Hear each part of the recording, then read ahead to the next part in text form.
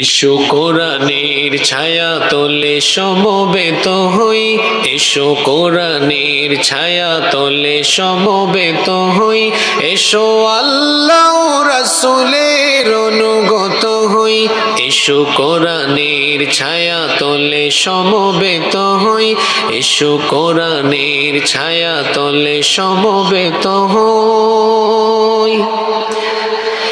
এসো আল্লাহর গুণগান করি, এসো তারি পথে জীবন গড়ি, এসো আল্লাহর গুণগান করি, এসো তারি পথে জীবন গড়ি।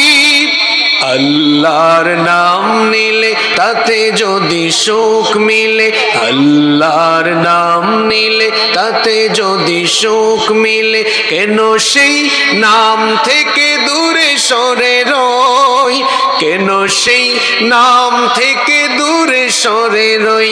এসো কোরআনের ছায়া তলে সমবেত হই, এসো কোরআনের ছায়া তলে সমবেত হই, এসো আল্লাহ রাসূলের অনুগত হই, এসো কোরআনের ছায়া তলে সমবেত হই। এই কোরআনের ছায়া তলে এসে কত লোক প্রাণ দিল হেসে, এই কোরআনের ছায়া তলে এসে কত লোক প্রাণ দিল হেসে। কোরআনের ছায়া তলে সোজা পথ যদি মিলে, কোরআনের ছায়া তলে সোজা পথ যদি মিলে, কেন সেই পথ ছেড়ে ভুল পথে রই, কেন সেই পথ ছেড়ে ভুল পথে রই। এসো কোরআনের ছায়া তলে সমবেত হই, এসো কোরআনের ছায়া তলে সমবেত হই, এসো আল্লাহ রাসূলের অনুগত হই, এসো কোরআনের ছায়া তলে সমবেত হই, এসো কোরআনের ছায়া তলে সমবেত হই। উপস্থিত হযরত উলামায়ে কেরাম, ইসলামী আন্দোলনের সম্মানিত ভাইয়েরা, আমার সামনে উপস্থিত পিতৃতুল্য সম্মানিত বাবারা, প্রিয় যুবক ভাইয়েরা, পর্দার আড়াল থেকে শ্রবণরতা মায়েরা, বোনেরা, মিডিয়ার প্রিয় কর্মী এবং সাংবাদিক ভাইয়েরা, প্রিয় আন্দোলিয়া, চৌগাছা তথা আমার প্রিয় যশোরবাসী, আপনারা সবাই কেমন আছেন? আলহামদুলিল্লাহ, আমিও আল্লাহর রহমতে ভালো আছি।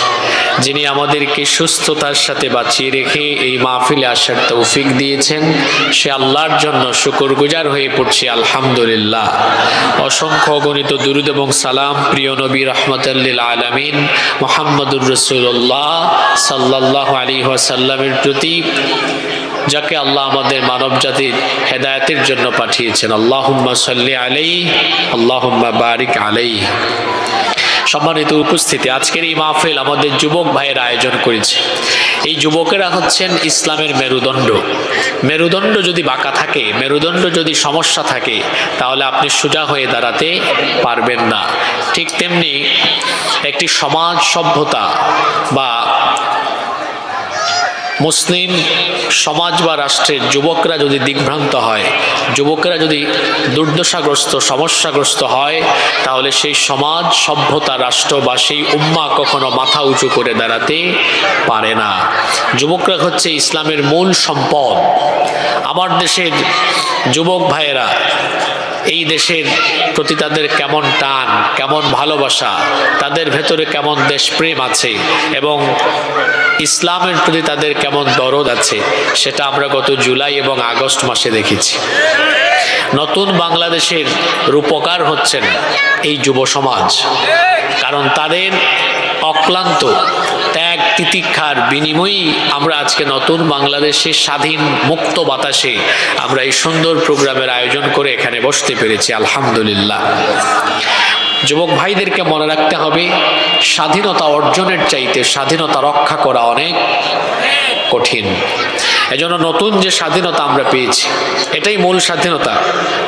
কারণ আপনারা বলেন তো, আগস্ট মাসের পরে আজকে জানুয়ারির 5 তারিখ, আজকের দিন পর্যন্ত কোথাও কি কোনো দিনই কাজকর্ম করার জন্য আপনাদেরকে পারমিশন নিতে হয়েছে? আর এই দেশে যারা স্বাধীনতার চেতনার ব্যবসা করেছে, অবশ্য গত রাতে এই চেতনার ব্যবসার ধস নেমেছে। আপনারা জানেন কি না, গতকাল এক ব্যক্তি, একজন বিশেষ ব্যক্তি, তাকে বহু বছর পর বাংলাদেশের মানুষ দেখেছে। নাম কি? সবাই দেখছেন নাকি? একদম আসল স্বাধীনতার তথ্য ফাঁস করে দিয়েছে।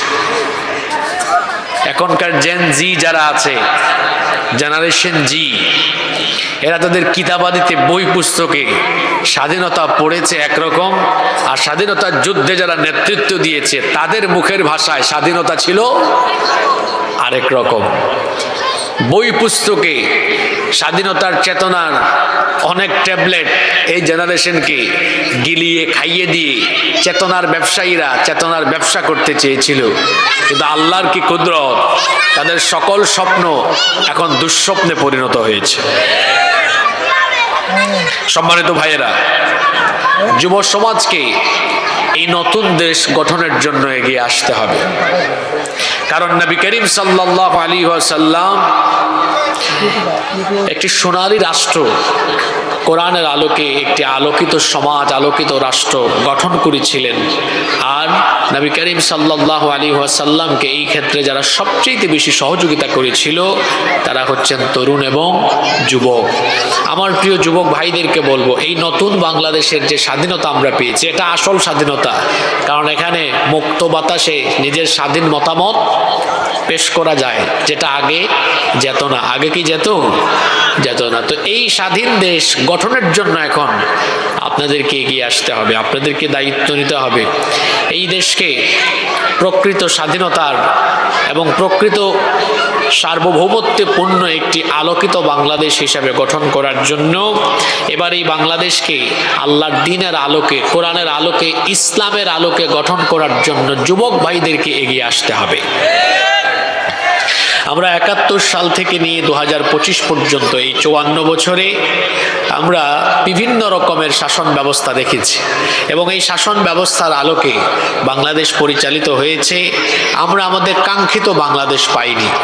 এখন আমরা তো পরিবারতন্ত্র দেখলাম, নেতা নেতৃতন্ত্র দেখলাম, গণতন্ত্র দেখলাম, সবই দেখলাম, বাকি আছে কোরআনতন্ত্র, ইসলামতন্ত্র। এটার স্বাদও একবার নেওয়া দরকার আছে না নাই? এখন এটা স্বাদ নেওয়ার আগে বোঝা দরকার এখানে মজা কেমন।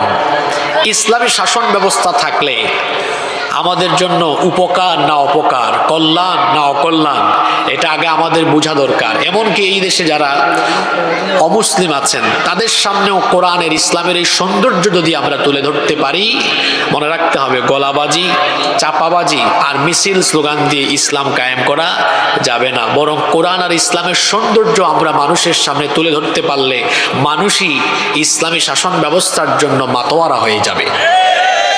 আজকে আমি আপনাদের সামনে ইসলামী শাসন ব্যবস্থার প্রয়োজনীয়তার উপরে 10টি পয়েন্ট তুলে ধরব। আপনারা আমাকে সময় দিবেন তো? কেন আমাদের দেশে ইসলামী শাসন দরকার? ইসলামী শাসন যদি আমরা পাই তাহলে আমাদের উপকার না অপকার, লাভ না ক্ষতি? মানুষ তো ক্ষতি চায় না, ঠিক না? সবাই লাভ চায়। দেখি আমাদের জন্য লাভ আছে কিনা। যদি লাভ হয় তাহলে দল মত নির্বিশেষে আমরা সবাই মিলে ইসলামী শাসন ব্যবস্থার জন্য ঐক্যবদ্ধ হয়ে যাব ইনশাআল্লাহ। কয়টা পয়েন্ট বলবো? নাম্বার 1, ইসলামী শাসন ব্যবস্থা কেন দরকার? এর প্রথম কারণ হলো মানুষের তৈরি করা আইন এগুলো ত্রুটি, বিচ্যুতি, জটিলতা, দুর্বলতা যুক্ত। কিন্তু আল্লাহর দেওয়া আইনে কোনো ত্রুটি নাই, কোনো বিচ্যুতি নাই, কোনো দুর্বলতা নাই, কোনো জটিলতাও নাই। আমরা মানুষ, ওই যে বলা হয় মানুষ মাত্রই ভুল, মানুষ ভুল করতে পারে, কিন্তু আল্লাহ কি কোনো ভুল করেন? নাউযু বিল্লাহি মিন যালিক। আমার আল্লাহ ভুল করেন না, তিনি কিছু ভুলেও যান না। এজন্য রব্বুল আলামিন কোরআনে কারীমের 20 নম্বর সূরা সূরা তাহা এর 52 নম্বর আয়াতের শেষাংশে বলছেন, লা ইয়াদিল্লু রাব্বি ওয়া লা ইয়ানসা। আমার রব ভুল করেন না, তিনি কখনো পথ ভুলে যান না, পথ হারা হয়েও যান না, তিনি কোনো ভুলও করেন না। আমরা মানুষ, আমরা যদি আইন বানানো শুরু করি, দেশ পরিচালনার জন্য যদি আমরা আইন বানানো আরম্ভ করি, আমাদের বানানো আইনের মধ্যে ভুল থাকতে পারে, দুর্বলতা থাকতে পারে, কিন্তু আমার আল্লাহ হলেন ভুল ত্রুটি দুর্বলতা অক্ষমতা থেকে মুক্ত। সেই মহান সত্তা আমাদের জন্য একটি আইনের কিতাব দিয়েছেন। জোরে বলেন তো সেই কিতাবের নাম কি? এই কিতাবের মধ্যে কোনো ত্রুটি বিচ্যুতি দুর্বলতা জটিলতা কিছুই নাই। এজন্য আল্লাহ এই কিতাবের শুরুতে বলে দিলেন, তোমাদের জীবন পরিচালনার জন্য, জীবনের ব্যবস্থাপনার জন্য এমন এক কিতাব দিলাম। যালিকাল কিতাবু লা রাইবা ফীহি হুদাল লিল মুত্তাকিন। এটা এমন কিতাব যার মধ্যে কোনো সন্দেহ নাই। আমার দিকে তাকান, খুব মনোযোগ দেন। আজকে এমন কিছু কথা শুনবেন যা জীবনেও শুনেন নাই। মনোযোগী থাকেন, অমনোযোগী হইয়েন না। আমরা মানুষ, আমরা ভুল করি। এজন্য দেখা যায় ভুল করে কোনো আইন করলে আবার দেখা যায় পরবর্তীতে আরেকজন এসে ওই আইন কি করে সংশোধন করে। কিংবা ভুল না করলেও যদি কারো স্বার্থের বিপরীত হয়, যদি কারো ক্ষমতার স্বার্থের বিপরীত, চিন্তা চেতনার বিপরীত হয়, তখন পরের জন সুযোগ পাইলে ওই আইন কি করে বদলাই ফেলে, চেঞ্জ করে ফেলে, করে না? এজন্য দেখবেন বাংলাদেশ সহ পৃথিবীর যে সকল দেশে মানুষের বানানো আইন দিয়ে দেশ চলে, প্রত্যেকটা দেশের আইন বেশ কয়েকবার সংশোধন হয়ে গিয়েছে।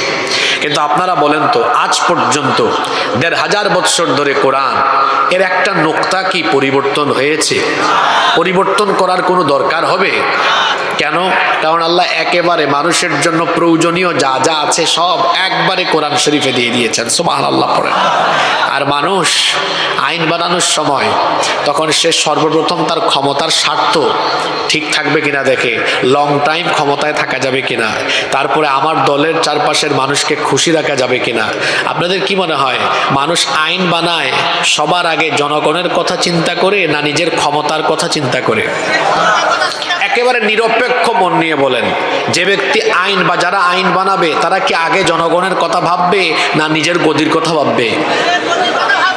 খুব ভালো মানুষ, আপনারা বুঝে ফেলছেন। এই জন্য আল্লাহ কামটা করছেন কি দেখেন, আল্লাহ জানেন এই মানুষ স্বার্থপর, সে সুযোগ পাইলেই তার স্বার্থ, ক্ষমতার স্বার্থ, দলের স্বার্থ দেখবে। এজন্য আল্লাহ মানুষের নিত্যদিনের প্রয়োজনীয় কোনো বিষয় মানুষের হাতে দেন নাই। যেমন নিত্যদিন আপনাদের কি লাগে? আপনাদের প্রতিদিন পানি লাগে কি লাগে না? আগুন, সবাই উত্তর দিবেন। আগুন, বাতাস, পানি, অক্সিজেন, সূর্য। আল্লাহ এগুলো মানুষের হাতে দিয়েছেন, দেন নাই কেন জানেন? এগুলো দিলে জুলাইয়ে নতুন বাংলাদেশ পাইতেন না। ফেরাউনের দল বলতো বেশি কথা বললে আগুন দিব না, পানি দিব না, অক্সিজেন দিব না, বিদ্যুৎ দিব, এই কি বলে বায়ু দিব না, বাতাস দিব না। মানুষ যে স্বার্থপর, তার একটু আদর্শের বিরুদ্ধে গেলেই এগুলো বন্ধ করে দিত, অক্সিজেন বন্ধ করে দিত। যতক্ষণ আমার কথা মতো না আসবা সব বন্ধ। এজন্য আল্লাহ কি করেছেন? নিত্য প্রয়োজনীয় নিত্যদিনের কোনো বিষয় আল্লাহ মানুষের হাতে তুলে দেন নাই। কারণ এই মানুষ সুযোগ পাইলে সবার আগে তার স্বার্থের কথা বিবেচনা করে।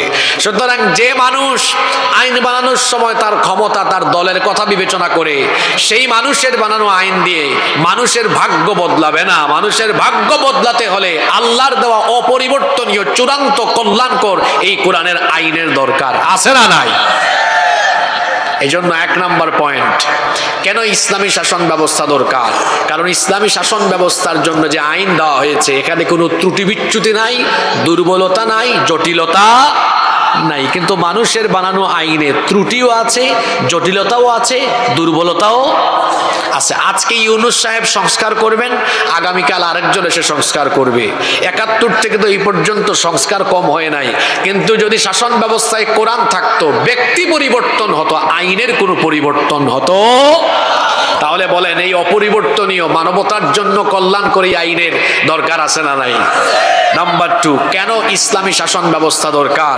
ইসলামী শাসন ব্যবস্থা না থাকলে পরে কোরআনের বহু আইন কিতাবের পৃষ্ঠার মধ্যে বন্দী থাকবে, এগুলার কোনো বাস্তবায়ন হবে না। যেমন ওয়াসসারিকু ওয়াসসারিকাতু ফাকতাউ আইদিয়াহুমা, চোর সে যদি পুরুষ হয় বা নারী হয়, অপরাধ প্রমাণিত হলে ডান হাত কেটে দাও। এখন আপনারা আমাকে বলেন তো, যদি ইসলামী সরকার না থাকে তাহলে কোরআনের এই আয়াত এর কি কোনোদিন বাস্তবায়ন হবে? তাহলে এই আয়াত কিসের মধ্যে বন্দী? কোরআনের মধ্যে বন্দী, বাস্তবায়ন আর হবে না। এরকম কি একটা দুইটা আয়াত না, শত শত হাজার হাজার আয়াত বন্দী থাকবে কোরআনের ভেতরে যদি ইসলামী রাষ্ট্র ব্যবস্থা প্রতিষ্ঠিত না হয়। যেমন জিনা ব্যভিচার করলে শাস্তি কি? সূরা নূরে আছে না, অবিবাহিত হলে 80টা বেত লাগাও, 1 বছরের নির্বাসনে পাঠাও, আর বিবাহিত হলে রজম, মৃত্যুদণ্ড নিশ্চিত করো। আপনারা আমাকে বলেন, ইসলামী রাষ্ট্র, ইসলামী সরকার না থাকলে এই আয়াতগুলোর বাস্তবায়ন কি কোনোদিন হবে? তো আল্লাহ এই আয়াতগুলো কোরআনে এত ফৌজদারি, দেওয়ানি, দণ্ডবিধি, এত আইন কানুন দিয়েছেন শুধু কোরআনের ভেতরে বন্দী থাকার জন্য, না সমাজ রাষ্ট্রের প্রতিফলন ঘটানোর জন্য? তাহলে যদি ইসলামী রাষ্ট্র, ইসলামী শাসন ব্যবস্থা প্রতিষ্ঠিত না হয়, কোরআনের বহু আয়াত কিতাবের পৃষ্ঠার ভেতরে বন্দী থাকবে, বাস্তবায়ন আর হবে না। এজন্য এই আয়াতগুলোর বাস্তব সুফল পাওয়ার জন্য ইসলামী শাসন দরকার। নাম্বার 3, কেন ইসলামী শাসন ব্যবস্থা দরকার? সমাজের প্রতিটি স্তরে ন্যায় বিচার, সুবিচার নিশ্চিত করার জন্য ইসলামী শাসন ব্যবস্থা দরকার। মানুষের তৈরি করা আইন কানুন দিয়ে যে সমাজ বা দেশ চলে, সেখানে নামে হয় বিচার, কিন্তু বাস্তবে হয় মানুষের উপরে অবিচার। কারণ তারা বিচার ফয়সালা করতে গিয়ে সর্বপ্রথম তারা দেখবে যাকে বিচারের কাঠগড়ায় দাঁড় করানো হয়েছে, ওরে জেলখানায় রাখলে লাভ না জেলের বাইরে রাখলে লাভ। যদি জেলের ভেতরে রাখলে লাভ হয়, তাহলে সে যদি নিরপরাধ হয়, অপরাধ তারা নিজেরা নাটক করে বানায়া নিরপরাধ মানুষকে অপরাধে সাজায়া জেলখানায় বন্দী করে রাখবে। ইসলামী শাসনে কি এরকম আছে? কারণ আল্লাহ তাআলা বিচার ফয়সালার জন্য আইন তৈরি করে দিয়েছেন। রব্বুল আলামিন বলছেন, ওয়া ইযা হাকামতুম বাইনান নাসি আন তাহকুমু বিল আদল। কোরআনে কারীমের 4 নম্বর সূরা সূরাতুন নিসা এর 58 নম্বর আয়াতের মাঝখানে আল্লাহ বলেছেন, আর যখন মানুষের মধ্যে তোমরা বিচার ফয়সালা করবে তখন তোমরা ইনসাফ করবে। জুমার দিনে আপনারা সানি খুতবায় একটি আয়াত প্রায় প্রতিটি জুমায় আপনারা শোনেন। সূরা নাহালের 90 নম্বর আয়াতে আল্লাহ বলেছেন, যারা পারেন আমার সাথে বলেন, ইন্নাল্লাহা ইয়া'মুরু বিল আদলি ওয়াল ইহসান। নিশ্চয়ই আল্লাহ তোমাদেরকে ন্যায় বিচার আর সদাচারের আদেশ দিচ্ছেন। আল্লাহ ন্যায় বিচারের আদেশ দিচ্ছেন। আর ইসলামী রাষ্ট্র ব্যবস্থায় কিভাবে ন্যায় বিচার নিশ্চিত হয়, একটা ঘটনা আমার মনে পড়েছে। ঘটনাটা কি বলবো? আল্লাহ নবী মদিনা রাষ্ট্রের প্রধান, তিনি প্রেসিডেন্ট, তিনি রাষ্ট্রপ্রধান। তার আদালতে একবার মাখজুমিয়া গোত্রের কুরাইশি একজন সম্ভ্রান্ত নারী চুরির অপরাধে তাকে আদালতে সুপর্দ করা হলো। এই মহিলাকে যখন আদালতে সুপর্দ করা হলো, তখন মদিনার মধ্যে সাহাবায়ে কেরাম পারস্পরিক গুঞ্জন আরম্ভ করেছেন, এত সম্ভ্রান্ত, এত নামি দামি বংশের নারী, আল্লাহর নবী যদি বিচার ফয়সালা করতে গিয়ে এই নামি দামি বংশের নারীর ব্যাপারে হাত কাটার রায় দিয়ে দেন, ওই বংশের কোনো মান সম্মান থাকবে না, ইজ্জত থাকবে না। সাহাবায়ে কেরাম চিন্তা করলেন, তাহলে কি করা যায়? সাহাবায়ে কেরাম এক জায়গায় জড়ো হয়ে মিটিং করছেন। সাহাবায়ে কেরাম চিন্তা করলেন, আমাদের কোনো একজনের উচিত নবীজির কাছে সুপারিশ নিয়ে যাওয়া, যাতে করে এই মহিলার ব্যাপারে বিচারের রায় একটু হালকা করে দেওয়া হয়। কিন্তু কোন সাহাবী যাবেন? কারো কোনো সাহস হয় না।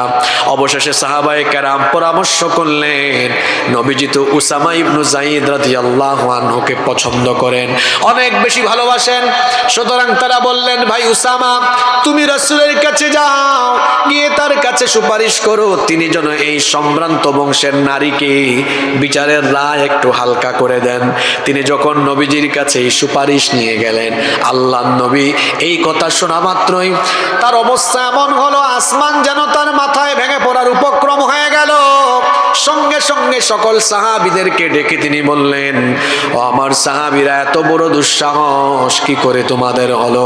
শুধুমাত্র নামি দামি বংশের মহিলা হওয়ার কারণে বিচারের রায় তার ব্যাপারে হালকা করতে সুপারিশ করছো?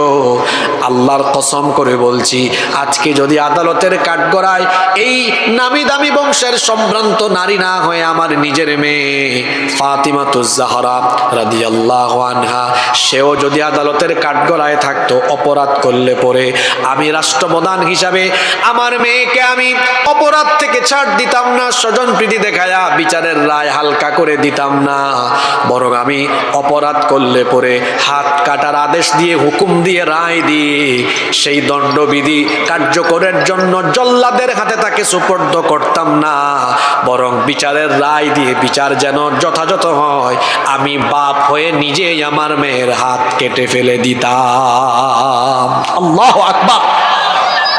এই হলো ইসলামী শাসন ব্যবস্থার সুবিচারের নমুনা। আর মানুষের বানানো আইন যে সমাজে বা দেশে প্রতিষ্ঠা হয়, তাদের ছেলেমেয়েরা অপরাধ করলেও কোনো অসুবিধা নাই, তার দলের লোক হলে অসুবিধা নাই, 7 খুনও মাফ, ধরে নিয়ে গেলে ফোন যায়, এই ওসি কারে ধরেছে, এটা আমার লোক, তাড়াতাড়ি ছাড়ো, আছে না নাই? দেখেন না, নিজেদের দলের লোক হইলে চুরি বাটপারি করলেও কোনো অসুবিধা নাই। নইলে বেনজির এত চুরি করলো, তার সারা জীবনের বেতন, রেশন, ভাতা সব একত্রিত করলে 1 কোটি সামথিং হয়। এ বেটা এমন চোর, 2000 কোটি টাকার মালিক সে কিভাবে হলো? তারপরে আমার দেশে এক রাবেয়া বসরি ছিলেন, তিনি বলেছিলেন আমার বাসার পিয়ন ছিল, কত কোটি টাকার মালিক, কি ছাড়া চলে না?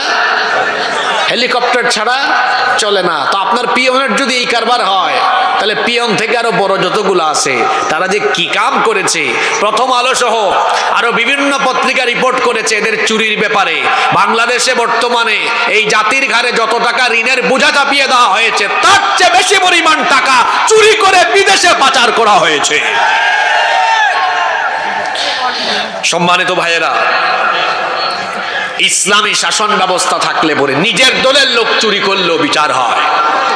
আর যদি শাসন ব্যবস্থায় মানুষের বানানো আইন থাকে, নিরপরাধ মানুষকে অপরাধী বানায়া তাদের উপরে জুলুম করা হবে। যদি মানুষের তৈরি করা আইন কোনো সমাজে বা দেশে থাকে, তার আদর্শের বিপরীত হলে সেই ব্যক্তিদেরকে ধরে ধরে অন্যায়ভাবে হত্যা করা হবে।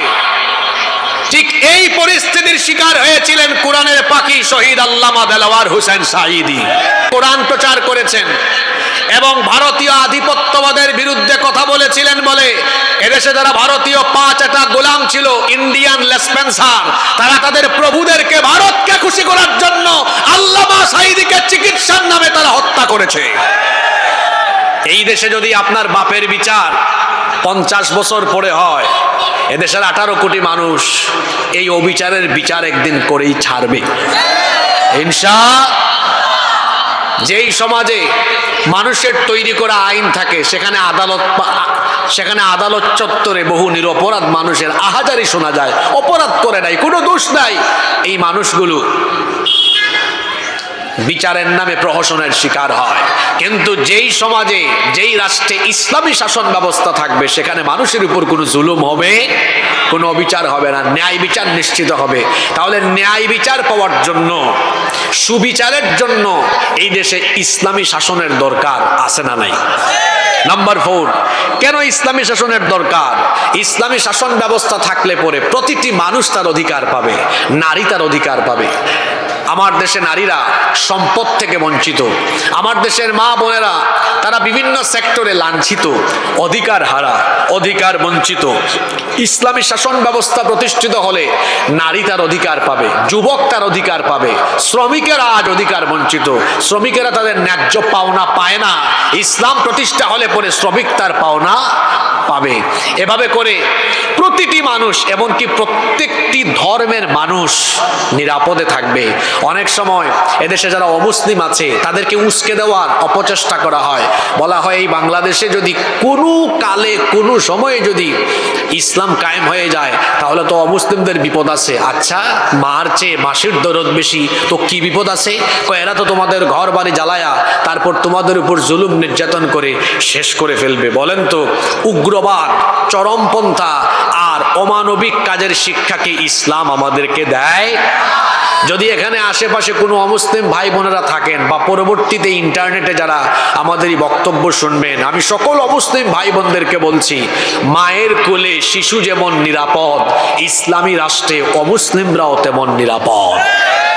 ইসলাম কায়েম হলে আপনারা এখনকার চেয়ে আরো ভালো থাকবেন, কারণ এখন আপনাদেরকে নিয়ে অনেকে রাজনীতি করে, আবার রাজনীতির বলির পাঠাও আপনাদেরকে বানায়। কিন্তু ইসলাম কায়েম হলে পরে আপনাদেরকে নিয়ে কেউ রাজনীতি করার সুযোগ পাবে না। আপনাদের ন্যায্য পাওনা, ন্যায্য অধিকার প্রতিষ্ঠা করা হবে। কারণ আমার ইসলাম এত সুন্দর, অমুসলিমদের প্রতি অবিচার করতে এবং তাদের উপরে জুলুম করতে নিষেধ যিনি করেছেন, জোরে বলেন তিনি কে?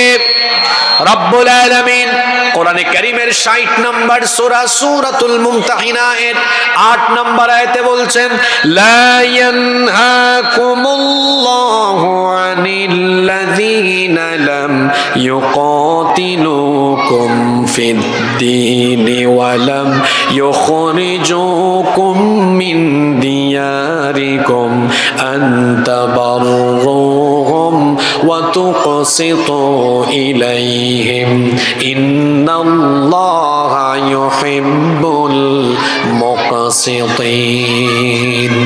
আল্লাহ তাআলা বলছেন, যারা তোমাদের সাথে দ্বীনের ব্যাপারে যুদ্ধে জড়ায়নি এবং যারা তোমাদেরকে ঘর বাড়ি থেকে বিতাড়িত করেনি, সেই সকল মুসলিমদের সাথে সদাচার করতে আল্লাহ তোমাদেরকে নিষেধ করছেন না, বরং আল্লাহ বলছেন তাদের প্রতি সদাচার করো, ইনসাফপূর্ণ আচরণ করো এবং তাদের উপর অবিচার করো না। আমার ইসলাম কত সুন্দর! হিন্দু, বৌদ্ধ, খ্রিস্টান ভাইয়েরা আমার আল্লাহর কথাগুলো শোনেন। আল্লাহ কত সুন্দর করে বলছেন, তোমাদের রাষ্ট্রে বসবাসরত অমুসলিমদের প্রতি অবিচার করো না, তাদের উপর জুলুম করো না। এমনকি আল্লাহ অন্য আয়াতে বলছেন, ওয়ালা তাসুব্বুল্লাযীনা ইয়াদউনা মিন দুনিল্লাহি ফায়াসুব্বুল্লাহা আদুওয়াম বিগাইরি ইলমিন ওয়া ইলমিন কাযালিকা যায়্যানা লিকুল্লি উম্মাতিন আমালুহুম সুম্মা ইলা রাব্বিহিম মারজিউহুম ফায়ুনাব্বিউহুম বিমা কানু ইয়ামালুন। অমুসলিমরা এই আয়াতগুলো শুনবেন। আমরা মুসলমানরা হিংস্র নই, জঙ্গি নই, আমরা উগ্রবাদী নই। আমার আল্লাহ আমাদেরকে শিখিয়েছেন, অমুসলিমদের উপাস্যকে তোমরা গালি দিও না, কারণ তোমরা যদি তাদের উপাস্যকে গালি দাও অজ্ঞতাবশত তারাও তোমাদের আল্লাহকে গালি দিয়ে বসবে। সুবহানাল্লাহ! এত সুন্দর শিক্ষা ইসলামের ভেতরে রয়েছে। এমনকি অমুসলিমদের উপাসনালয়েও হামলা চালাতে নিষেধ করা হয়েছে। আল্লাহর নবী যখন সাহাবীদেরকে কোনো যুদ্ধে পাঠাতেন তখন তিনি বিশেষভাবে সাহাবীদেরকে বলতেন, নারীদের উপরে, শিশুদের উপরে, বয়স্কদের গায়ে হাত তুলো না, এমনকি উপাসনালয়ে তোমরা হামলা চালাও না। আল্লাহর নবী নিষেধ করে দিয়েছেন অমুসলিমদের উপাসনালয়ে হামলা করো না। আল্লাহ নিষেধ করে দিয়েছেন অমুসলিমদের উপাস্যকে গালি দিও না। আল্লাহ নিষেধ করেছেন অমুসলিমদের সাথে বেইনসাফপূর্ণ আচরণ করো না। এই জন্য বলেছি, ইসলাম যদি কায়েম হয়, এই দেশে যদি কোরআনের আইন প্রতিষ্ঠা হয়, মায়ের কোলে শিশু যেমন নিরাপদ থাকে, 56,000 বর্গ মাইলে সকল অমুসলিমরা আমাদের কাছে নিরাপদ থাকবে। বুঝতেছেন কথা আমার? এখন অবস্থা এমন হয়ে গিয়েছে, ওই যে বললাম মার চেয়ে মাসির দরদ বেশি। আমাদের দেশে অমুসলিম যারা আছেন তাদের প্রতি আমরা কতটা আন্তরিক। এই দেশে আমরা সবাই মিলেমিশে একসাথে বসবাস করেছি, করছি, করব ইনশাআল্লাহ। কিন্তু পাশের দেশ থেকে আমাদের দেশকে অস্থিতিশীল করবার জন্য বিভিন্ন ধরনের পরিস্থিতি সৃষ্টি করার অপচেষ্টা করা হয়। আপনারা জানেন, সর্বশেষ ইসকনের মাধ্যমে চিন্ময় কুমার প্রভু এদের মাধ্যমে বাংলাদেশকে অস্থিতিশীল করবার অপচেষ্টা করা হয়েছে। সেই 5ই আগস্ট থেকে তাদের মিডিয়া এগুলোতে প্রচার করা হয়েছে যে বাংলাদেশে নাকি হিন্দুদের ঘর বাড়ি জ্বালিয়ে পুড়িয়ে ছাই করে দেওয়া হচ্ছে। আচ্ছা বলেন তো, আপনাদের পাশেই তো সাতক্ষীরাতে, এই যে যশোরে, মনিরামপুরে, এইসব এলাকায় প্রচুর হিন্দু আছে।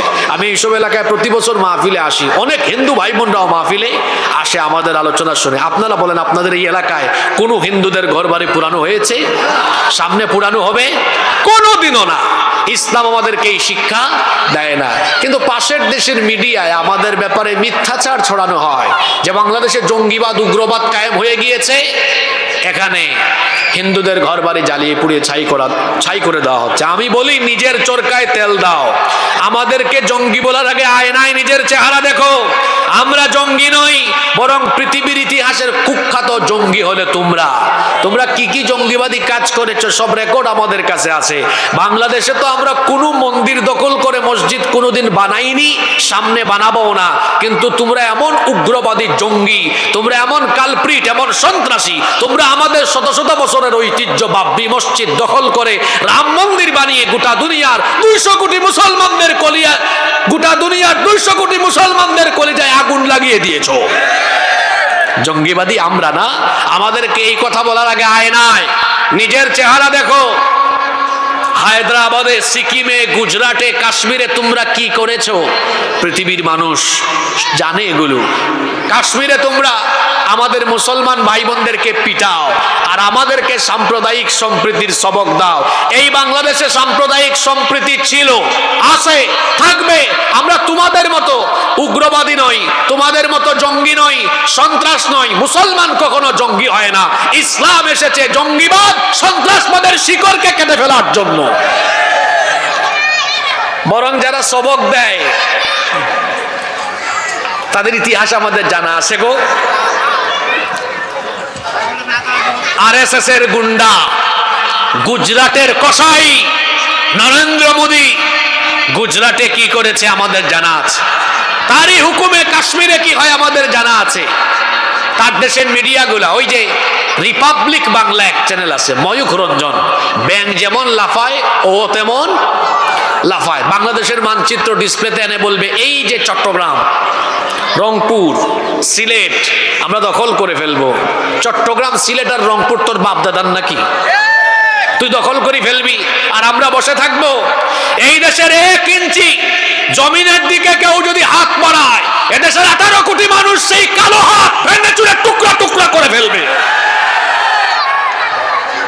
এদেশে একজন মানুষ বেঁচে থাকতে এদেশের 1 ইঞ্চি জমিকে কেউ অবৈধভাবে দখল করতে পারবে? আমি আবারও বলছি, আমরা যুদ্ধপ্রিয় নই, আমরা শান্তিপ্রিয় মানুষ। বাংলাদেশের মুসলমান শান্তিপ্রিয়। আমরা উগ্রবাদীও নই, উচ্ছৃঙ্খল নই, যুদ্ধপ্রিয়ও নই, আমরা শান্তিপ্রিয়। আমরা শান্তিতে বিশ্বাসী। কিন্তু আপনারা যদি নিজেরাই অশান্তির দাবানল জ্বালিয়ে আর আমাদের গা ঘেঁষায় ঘেঁষায় আমাদেরকে অশান্তির দিকে নিয়ে যাওয়ার চেষ্টা করেন, আমরা তো ডিফেন্সিভ, আমরা কাউকে আক্রমণ করি না। তবে মুসলমান বীরের জাতি আক্রান্ত হলে কাউকে কখনো ছেড়ে দেয় না।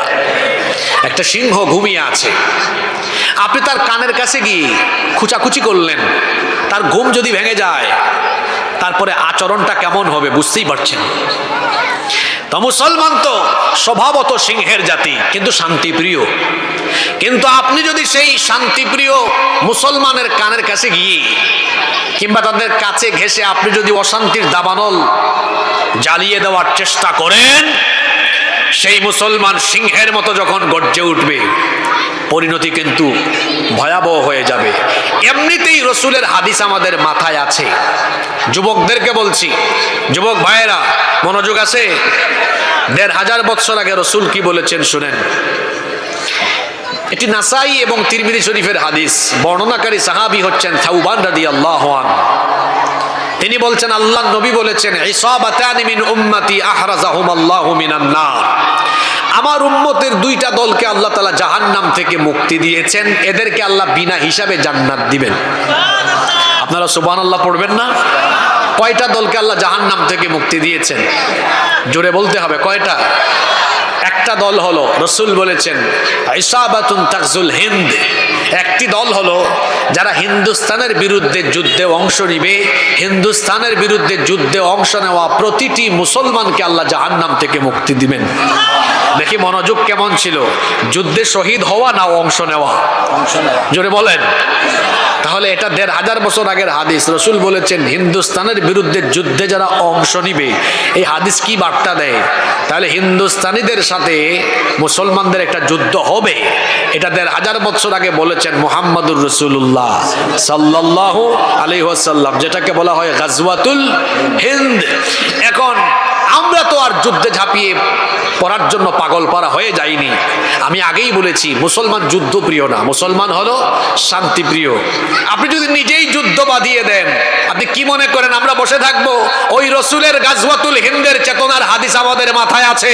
আমরা জানি এই পবিত্র যুদ্ধে অংশ নিলে জাহান্নামের আগুন আল্লাহ আমাদের জন্য মাফ করে দিবেন। সুতরাং আপনি নিজে থেকেই যদি যুদ্ধের দাবানল ছড়িয়ে দেন, এদেশের যুবক যুবতী তরুণ তরুণী আবাল বৃদ্ধ বনিতা গাজওয়াতুল হিন্দের চেতনা নিয়ে যখন নেমে যাবে, ইউনূস সাহেব বলেছেন 7 সিস্টারের কথা, আর আমি বলছি আমার দেশের মানচিত্রের উপরে কুনজর দিলে ভারতের মানচিত্র টুকরা টুকরা হয়ে গিয়ে দিল্লিতে কালেমার পতাকা আবার উড়াইয়া দেওয়া হবে। সুতরাং গুজরাটের কসাই আরএসএস এর গুন্ডা নরেন্দ্র মোদীকে সাবধান করছি, নিজের চরকায় তেল দাও। বিবিসি বলছে তোমার দেশের ৬০ কোটি মানুষ এখনো স্বাস্থ্যসম্মত পায়খানা ব্যবহার করতে পারে না। মানুষকে আগে টয়লেট উপহার দাও, আগে মানুষকে টয়লেটে পাঠাও। আমি নিজে ভারতে ৫-৬ বার গিয়েছি, যদিও গত ৫-৬ বছর ধরে যাই না। আমাকে সর্বশেষ ২০১৯ সালে নেতাজি সুভাষচন্দ্র বসু আন্তর্জাতিক বিমানবন্দরে প্রায় ২-৩ ঘন্টা আমাকে অন্যায়ভাবে আটকে রেখেছে। এরপর থেকে আমি আর ভারতে যাই না। অনেকে বলে ভারতে আমি মাহফিলে যাই না কেন? এই কারণে যাই না, ২-৩ ঘন্টা আমাকে আটক করে রেখেছে, অনেক হ্যারেস করেছিল। তো আমি বহুবার গিয়েছি ভারতে, ওদের স্বাস্থ্যসম্মত টয়লেট নাই। অনেক জায়গায় আমি দাওয়াতি সফরেও গিয়েছি, মানুষ খোলা জায়গায় পায়খানা করে। নিজের চরকায় তেল দাও, নিজের দেশের মানুষের প্রতি মনোযোগী হও। আমার দেশে হিন্দু মুসলিম বৌদ্ধ খ্রিস্টান সবাই মিলেমিশে আমরা সম্প্রীতির সাথে আছি। এদেশে ইসলাম যদি কায়েম হয়, ও মুসলিমরা আরো আরামে থাকবে, তোমাদের জন্য জ্বলাপুরা অত বেশি না হয়। সম্মানিত ভাইয়েরা, বলছিলাম ইসলাম কায়েম হলে ও মুসলিমরাও এরা কি দুঃখে থাকবে না সুখে থাকবে? তাহলে সকল ধর্ম বর্ণের মানুষের অধিকারের জন্য মানুষের শাসন ব্যবস্থা দরকার না ইসলামী শাসন ব্যবস্থা দরকার? নাম্বার 5, কষ্ট হচ্ছে নাকি আপনাদের? 5 নাম্বার, ইসলামী শাসন ব্যবস্থা এজন্য দরকার। ইসলামী শাসন ব্যবস্থা থাকলে সকল মতের মানুষ মত প্রকাশের এবং সকল ধর্মের মানুষ ধর্ম পালনেরও সুযোগ পাবে। আমরা দেখেছি ধর্ম নিরপেক্ষ মতবাদের কথা বলে দেখা গিয়েছে শুধুমাত্র মুসলমানদেরকে অবাধ ধর্ম চর্চার পথে বিভিন্ন কায়দায় বাধা বিঘ্নতা সৃষ্টি করা হয়েছে। আপনারা দেখেছেন গত 15 বছর হিন্দুরা তাদের পূজা অর্চনা করেছে অনেক সেফটি সিকিউরিটির সাথে। তারা করুক, এটা রাষ্ট্রের দায়িত্ব তাদেরকে এই ব্যবস্থা করে দেওয়া। কিন্তু তারা যদি এই সুযোগ পায়, মুসলমান এই সুযোগ পায় না কেন? আপনারা দেখেছেন এক একটা মাহফিলের আয়োজন করতে গিয়ে মানুষ কত বাধার সম্মুখীন হয়েছে, এমনকি মাহফিলের আয়োজক হয়েছে এই অপরাধে অন্যায়ভাবে জেলে বন্দী করেও রাখা হয়েছে। এরকম হয় নাই? তাহলে এইটা কি মত এবং অবাধ ধর্ম পালনের সুযোগ দেওয়া হলো? দেওয়া তো হলো না। কিন্তু ইসলাম যদি প্রতিষ্ঠিত হয়, সব ধর্মের মানুষ তার ধর্ম পালন করবে। কারণ আল্লাহ তো বলেছেন লা ইকরাহা ফিদ্দিন, ধর্মের ব্যাপারে কোনো জোর জবরদস্তি নাই। লাকুম দীনুকুম ওয়ালিয়া দিন। যদিও আমাদের দেশে ধর্ম নিরপেক্ষ মতবাদীরা এই আয়াতের অপব্যাখ্যা করেছে। আমার দেশের এক রাবেয়া বসরি ছিলেন, তিনি একবার বলেছিলেন যে বুখারী শরীফে আছে লাকুম দীনুকুম ওয়ালিয়া দিন। এটা কি বুখারী শরীফে? জোরে বলেন, এটা কি বুখারী শরীফে? এটা কোথায়? এটা কোরআনে আছে, লাকুম দীনুকুম ওয়ালিয়া দিন। এই রাবেয়া বসরি আর আরেক আব্দুল কাদের জিলানী পেয়েছিলাম ওই নারায়ণগঞ্জে কুতুব। ও বলেছে 70 রাকাত তাহাজ্জুদ রাতের বেলা পড়ে, তার নাম দিয়েছে আব্দুল কাদের জিলানী। আমি আর এইদিকে পাইছি আরেক রাবেয়া বসরি, উনি বলেছেন আমি সকালবেলা ঘুম থেকে উঠে সবার আগে জায়নামাজ খুঁজি। তো এই রাবেয়া বছরই জায়নামাজ খুঁজেন, ওইদিকে আব্দুল কাদের জিলানী রাতের বেলা তাহাজ্জুদে দাঁড়ায় থাকে, আর সারাদিন আলেমুল আমা ধরে জেলখানায় ভরে রাখে, আর তরুণ যুবক ছাত্রদের গায়ে তাদের বুকে গুলি করার জন্য তারা পুলিশকে আদেশ করে। এই ছিল তাদের চরিত্র। সম্মানিত ভাইয়েরা, ইসলাম যদি কায়েম হয়, লাকুম দীনুকুম ওয়ালিয়া দিন, তোমার ধর্ম তোমার, আমার দিন আমার, যে যার ধর্ম পালন করবে। বলা হয় ধর্ম যার যার, উৎসব নাকি সবার, এটা একটা কুফরি কথা। ধর্ম যার, উৎসবও তার। যদি ইসলামী শাসন ব্যবস্থা প্রতিষ্ঠিত হয়, সকল ধর্মের মানুষ তার উৎসব নিরাপদে নির্বিঘ্নে সেফটি সিকিউরিটির সাথে পালন করবে, কাউকে কোনো বাধা দেওয়া হবে না। নাম্বার 6, 6 নাম্বার, ইসলামী শাসন ব্যবস্থা যদি প্রতিষ্ঠিত হয়ে যায়, তাহলে সমাজ এবং রাষ্ট্রে অপরাধ প্রবণতা কমে যাবে, চুরি কমবে, ডাকাতি কমবে, জিনা, ব্যভিচার, খুন, হত্যা, গুম, লুণ্ঠন, রাহাজানি, চাঁদাবাজি, টেন্ডারবাজি কমে যাবে। কারণ এগুলোর বিচার যখন আল্লাহর কোরআন দিয়ে করা হবে, তখন অপরাধ আর সমাজে থাকবে না ইনশাআল্লাহ। আপনারা আমার দিকে তাকান, বলেন তো, এই যে চুরির শাস্তি মানুষ আইন বানায়া, মনে করেন একটা চোরকে এলাকায় ধরছেন, আপনাদের এলাকার নাম কি আন্দুলিয়া, তাই না? আজকে ধরলেন চোর, তাকে আপনারা থানায় সুপর্দ করলেন, থানা তাকে কোর্টে চালান করলো। তো এই চোর যদি 2-4 মাস 1-2 বছর জেলখানা থাকে, এরপরে যদি জামিন নিয়ে বের হয়, বেশিরভাগ ক্ষেত্রে আপনারা বলেন, আমি বলবো না, বেশিরভাগ ক্ষেত্রে বলেন তো, চোর ডাকাতরা জেল থেকে বের হয়ে চুরি ছেড়ে দেয় না আরো প্রমোশন দেয়? হ্যাঁ, বরং অনেককে দেখা যায় আদালত চত্বরে হাত নাড়ায়, আমি আসতেছি, আসলে দেখাই দিব। ডাকাতি কমে না, ডাকাতি বাড়ে।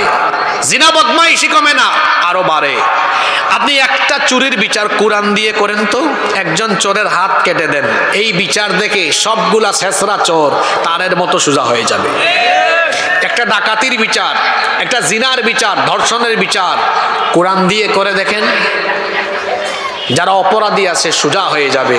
তাহলে বলেন, কোরআন দিয়ে বিচার করলে সমাজ থেকে দিন দিন অন্যায় কমবে না বাড়বে?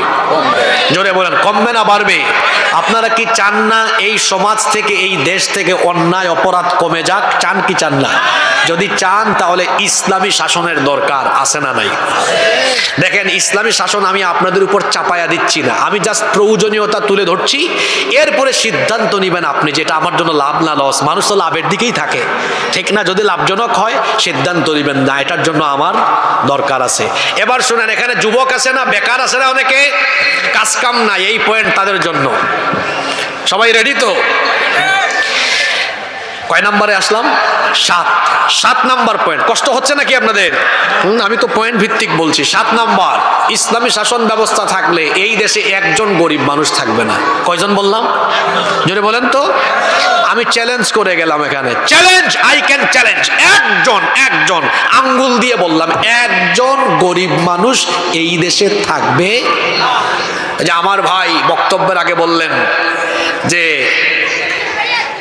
মানুষ, এদেশের মানুষের খাদ্যের দায়িত্ব সরকার নেবে, তিনি তো আর বক্তব্যের সময় পাননি, এই জন্য ব্যাখ্যা করে বলেননি আর কি, ওই সংক্ষিপ্ত কথা বলে গিয়েছেন। এখন ব্যাখ্যা আমি আপনাকে দিই যে সরকার কেমনে দায়িত্ব নিবে। একটা ক্ষুধামুক্ত, দারিদ্র্যমুক্ত, অভাব অনটন মুক্ত বাংলাদেশ আপনি পাবেন। কখন পাবেন? আল্লাহর দেওয়া অর্থনৈতিক ফর্মুলা যখন আপনি গ্রহণ করবেন, যখন সুদের পরিবর্তে জাকাত ভিত্তিক অর্থনীতি আপনি প্রতিষ্ঠা করবেন, একজন গরিব এই দেশে থাকবে না। 2টা উদাহরণ দিব, একটা ছোট করে আর একটা বড় করে। আন্দালিয়া, এটা গ্রামের নাম তাই না? আন্দুলিয়া। এই আন্দুলিয়া গ্রামে জনসংখ্যা কত হবে আনুমানিক? 5000। Okay fine.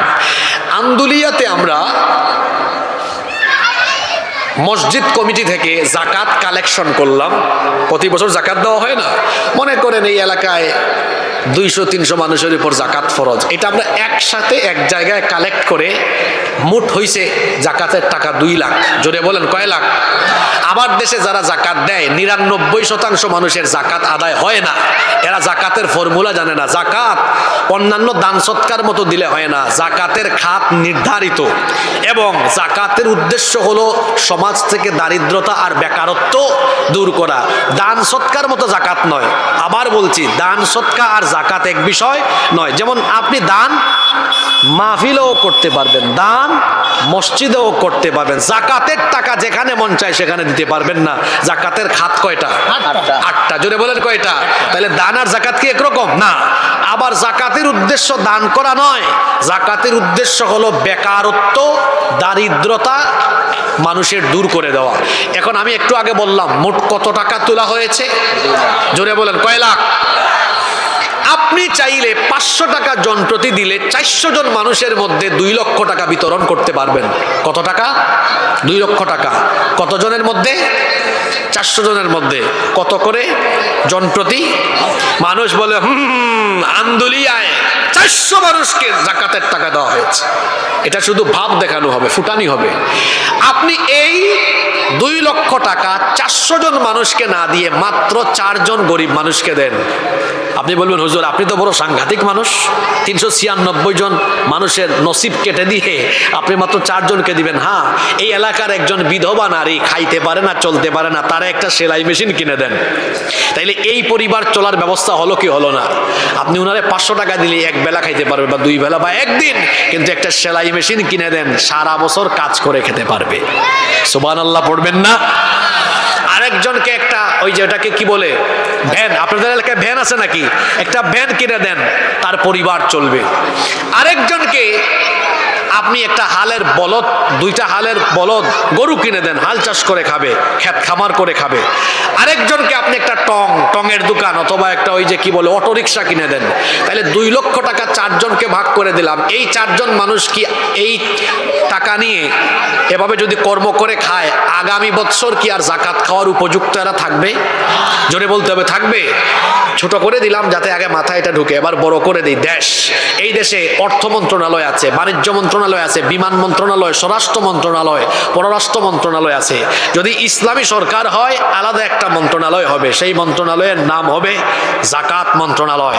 দেশের শীর্ষস্থানীয় ইসলামী অর্থনীতিবিদ এরা থাকবেন এই মন্ত্রণালয়ের দায়িত্বে। তারা যখন সারা দেশের মানুষের জাকাতকে সেন্ট্রালি কালেক্ট করবেন, কেন্দ্রীয়ভাবে জাকাত কালেকশন করবেন। কথার কথা একটা উদাহরণ দেই, যদিও বাংলাদেশে জাকাত যদি সুন্দরভাবে উত্তোলন করা হয়, আমার ধারণা কমপক্ষে কয়েক লক্ষ হাজার কোটি টাকা জাকাত উঠবে। আমি যদি ধরে নেই এই বছর উঠলো 1,40,000 কোটি টাকা। কত? 1 লক্ষ, হিসাবটা একটু ছোট করে দিলাম আর কি, যাতে আপনাদের বুঝতে সুবিধা হয়। 1,40,000 কোটি টাকা। তাহলে দেখেন এই বছর বাংলাদেশে বেকার 70 লক্ষ যুবককে ডেকে আনেন। কত লক্ষ যুবক? কথা বলেন না কেন? 70 লক্ষের হাতে প্রতিজনের হাতে 2 লাখ টাকা করে দেন। কত লাখ? 2 লাখ করে দিলে 1,40,000 কোটি টাকা শেষ। বলেন তো জন প্রতি 2 লক্ষ টাকা করে দেওয়া হলে এই 70 লক্ষ বেকার কি বেকার থাকবে নাকি কর্ম করে স্বাবলম্বী হতে পারবে? জোরে বলেন। এই রকম বেশি না, 5 থেকে 10 বছর যদি বেকারত্ব দূরীকরণে জাকাত ভিত্তিক অর্থনীতি এই দেশে প্রতিষ্ঠা করা যায়, চ্যালেঞ্জ করে বললাম একজন গরিব মানুষ বাংলাদেশে পাওয়া যাবে না। এখন আসেন, আমি চাপাবাজি করলাম না পৃথিবীর ইতিহাসে এমন ঘটেছিল? আলেমরা বসে আছেন, জিজ্ঞেস করেন পৃথিবীতে একজন শাসকের জামানা এমন হয়েছিল মানুষ জাকাতের টাকা নিয়ে রাস্তা রাস্তায় ঘুরছে, কোনো গরিব মানুষ পায় নাই। কার জামানা? ওমর ইবনে আব্দুল আজিজ রহমতুল্লাহি আলাইহির জামানা। তিনি ইসলামী শাসন ব্যবস্থার সুফল তার সমাজের মানুষকে দেখিয়েছেন। একজন মানুষকেও জাকাত দেওয়ার মতো গরিব মানুষ তার সীমানার ভেতরে পাওয়া যায় নাই। সুবহানাল্লাহ কইতে ইচ্ছে করলো না?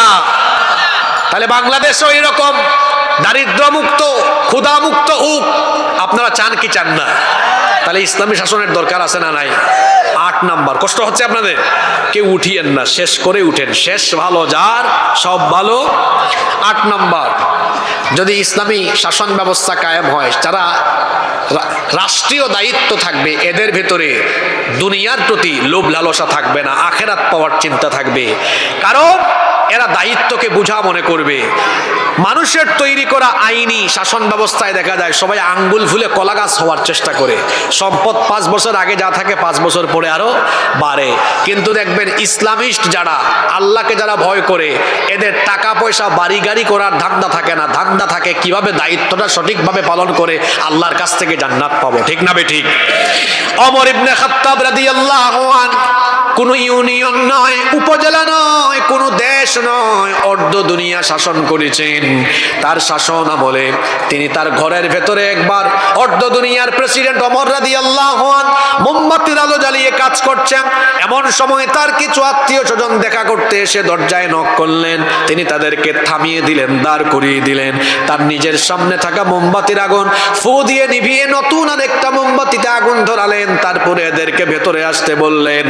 এরা জিজ্ঞেস করলেন, আমিরুল মুমিনিন, আপনার সামনে একটা মোমবাতিতে আগুন ধরানো ছিল, সেটা ফু দিয়ে নিভিয়ে কেন নতুন আরেকটা মোমবাতিতে আগুন ধরালেন? তিনি তখন বললেন, তোমরা আসার আগ পর্যন্ত জনগণের টাকায় কেনা মোমবাতির আগুন জ্বালিয়ে জনগণের কল্যাণে রাষ্ট্রীয় কাজ করছিলাম।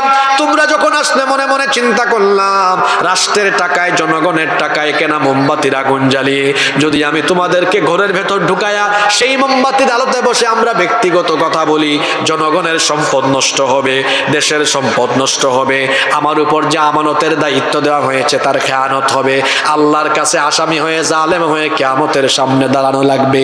এই ভয় যখন আমার অন্তরে আসলো, জনগণের টাকায় কেনা মোমবাতির আগুন ফু দিয়ে নিভিয়ে নিজের টাকায় কেনা মোমবাতির আগুন জ্বালিয়ে তোমাদের সাথে কথা বলছি। এটা কোন শাসনের নমুনা? ইসলামী শাসনের নমুনা। এই দেশে ফখরুদ্দিন মঈনুদ্দিনের আমলে মনে আছে নাকি এই দুইজন ব্যক্তির নাম? আরে বাপরে বাপ, এদের বয়ে কি আওয়ামী লীগ, কি বিএনপি, কি জাতীয় পার্টি, সব দলের মানুষ মেহবুব।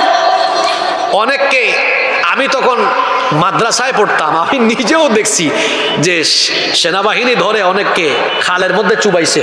তুই চুবা। আপনাদের এলাকায় হয়েছে কিনা? হয়েছে না? অনেকের ঘর বাড়ি ভেঙে ফেলছে বুলডোজার লাগাইয়া, যারা চুরি বাটপারি করেছে ধরে নিয়েছে। কিন্তু এই দেশে দুইজন মানুষকে অন্যায়ভাবে হত্যা করা হয়েছে। গুরুত্বপূর্ণ 2টা মন্ত্রণালয় তারা পরিচালনা করেছেন। ফখরুদ্দিন মঈনুদ্দিনের সরকারও 1 টাকার দুর্নীতি তাদের বিরুদ্ধে প্রমাণ করতে পারে নাই। আপনারা তাদের নাম জানেন না? শহীদ মাওলানা মতিউর রহমান নিজামী, শহীদ আলী আহসান মোহাম্মদ মুজাহিদ। আমি কি ভুল বলেছি? বলেন, ফখরুদ্দিন মঈনুদ্দিন ধরতে পেরেছে? 1 টাকাও আল্লাহর বান্দারা দুর্নীতি করেন নাই। যেখানে মন্ত্রী হইলেই দেখেন নাই, আমার দেশে এক ভূমি মন্ত্রী, ও জুতা পরেছে। সাইফুজ্জামান, চট্টগ্রামে তার বাড়ি, আমার বাসাও তো চট্টগ্রামে। ও জুতা ইউজ করে কত লক্ষ টাকার জানেন আপনারা? প্রায় 8 লক্ষ টাকা দামের। তার বাপের টাকা নাকি এগুলা? চোর বাটপারে ভরে গেছে দেশ।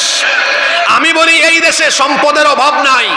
এই দেশে সম্পদের খনি যেমন আছে, তেমনি এই দেশের চোর ডাকাতের খনিও আছে। এই দেশে সম্পদের অভাব নাই, আছে শুধু ভালো মানুষের অভাব। যদি এই দেশের দায়িত্ব সঠিক লোকদের হাতে তুলে দেওয়া যায়, এই দেশ এমন ভাবে চলতে থাকবে, বিশ্বের বুকে এই দেশ মাথা উঁচু করে দাঁড়াবে ইনশাআল্লাহ। মূল জায়গা চেঞ্জ করতে হবে। ড্রাইভার খারাপ থাকলে গাড়ি অ্যাক্সিডেন্ট করে, ঠিক তেমনি এই দেশ যারা চালায়, রাষ্ট্রীয় দায়িত্বে যারা থাকে, এরা চোরবাটপার হলে গোটা দেশ রসাতলে চলে যাবে। এই জন্য আল্লাহওয়ালা, পরহেজগার, কোরআনওয়ালা মানুষদেরকে সেখানে পাঠাতে হবে। রাজি আছেন তো? নাম্বার 9, সময় কমাজান হয়ে যাবে, একটু আপনারা ধৈর্য ধরেন। 9 নম্বর পয়েন্ট, কেন কোরআনের শাসনের দরকার? এজন্যই দরকার ইসলামী শাসন ব্যবস্থার। এটা হচ্ছে রসুলের সবচেয়ে বড় সুন্নাহ, রসুলের আদর্শ। তিনি শুধু মানুষকে নামাজ রোজার দাওয়াত দিতে আসেন নাই, তিনি আল্লাহর দেওয়া আইনের আলোকে, জীবন ব্যবস্থার আলোকে একটি আলোকিত রাষ্ট্র প্রতিষ্ঠা করে পৃথিবীবাসীর সামনে সেই দৃষ্টান্ত রেখে গিয়েছেন। আমার নবী কি 10 বছর মদিনার রাষ্ট্র পরিচালনা করেন নাই? যেভাবে আওয়াজ দিলেন মনে হয় সন্দেহ আছে আপনাদের। আমার নবী কি 10 বছর মদিনা চালান নাই?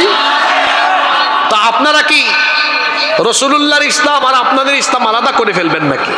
রসুলুল্লাহর ইসলাম হলো যে কোরআন থাকবে মসজিদে, সে কোরআন থাকবে রাষ্ট্রের সর্বোচ্চ জায়গায়, আর আমাদের ইসলাম হলো কোরআন থাকবে মসজিদে, মাদ্রাসায়, ওয়াজের মঞ্চে, আর সমাজে, রাষ্ট্রে তাগুতের মতবাদ, শয়তানের মতবাদ চলবে। এটা তো রসুলের আদর্শ হতে পারে না। রসুলের আদর্শ হচ্ছে যে কোরআন থাকবে মসজিদে, মাদ্রাসায়, সেই কোরআন থাকবে পার্লামেন্টে, ঠিক কিনা? নাম্বার 10 এবং সর্বশেষ কথায় আছে, শেষ ভালো যার সব ভালো। 10 নাম্বার, ইসলামী শাসন ব্যবস্থা কেন দরকার? ইসলামী শাসন ব্যবস্থা এই জন্য দরকার কারণ জমিনটা আমি বা আমার বাপ দাদা কেউ বানায় নাই, জমিনটা কার? আলালাহুল খালকু ওয়াল আমর, সৃষ্টি যার, জমিন যার, আইনও চলবে। এই জমিন কিভাবে চলবে এটা আমি ভালো জানবো, আপনি ভালো জানবেন না আল্লাহ ভালো জানবেন? সুতরাং জেন জি, জেনারেশন জি, যাদের বিপ্লবের মুখে এই দেশ নতুন করে স্বাধীন হয়েছে, আমি সেই জেন জি এর সামনে ইসলামী শাসন ব্যবস্থার 10টি প্রয়োজনীয়তা তুলে ধরছি, আর তাদেরকে আমি সিদ্ধান্ত নেবার কথা বলছি। জেন জি যারা এখনো আন্দোলন করছে বাংলাদেশকে দুর্নীতিমুক্ত করবে, এই বাংলাদেশকে তারা আলোকিত বাংলাদেশ হিসাবে গড়ে তুলবে, আমি তাদেরকে বলবো আলোকিত বাংলাদেশ, দুর্নীতিমুক্ত বাংলাদেশ এটা মানুষের তৈরি করা আইন দিয়ে সম্ভব নয়, একমাত্র আল্লাহর দেওয়া কোরআন দিয়ে সেটা সম্ভব। তাহলে আমরা সবাই সেই কোরআনের কল্যাণমুখী, ইসলামের দ্বীনের সেই কল্যাণমুখী রাষ্ট্র গঠনের জন্য, কোরআনের শাসন ব্যবস্থা, ইসলামী শাসন ব্যবস্থার জন্য ঐক্যবদ্ধ হয়ে কাঁধে কাঁধ মিলিয়ে সবাই কাজ করতে রাজি আছি না নাই? কারা কারা রাজি নাই দেখে হাত তুলেন। মাশাআল্লাহ, মনোযোগ আছে মানুষের, সবাই রাজি আছেন তো? আল্লাহ সবাইকে কবুল করেন। কারা কারা রাজি আছেন একটু হাত তুলেন দেখি।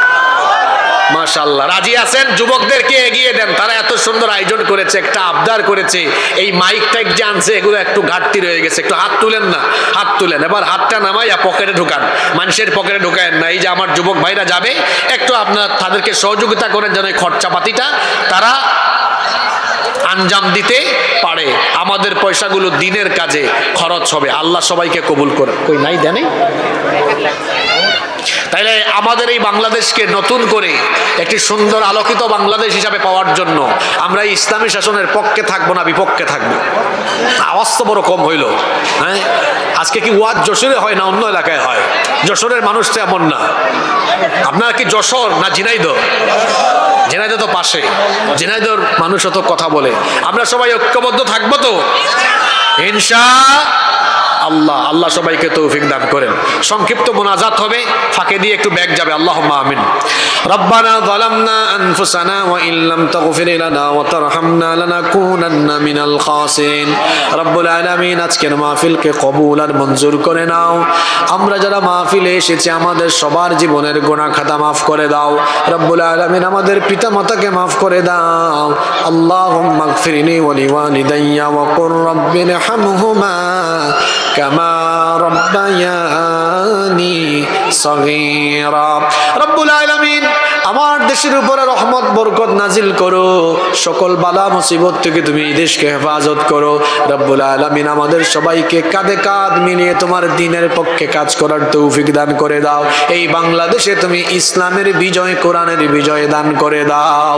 সাল্লাল্লাহু তাআলা আলা খায়রি খালকিহি মুহাম্মাদিন ওয়া আলিহি ওয়া আসহাবিহি আজমাইন বিরহমাতিকা ইয়া আরহামার রাহিমিন। আমিন। আসসালামু আলাইকুম ওয়া রাহমাতুল্লাহ।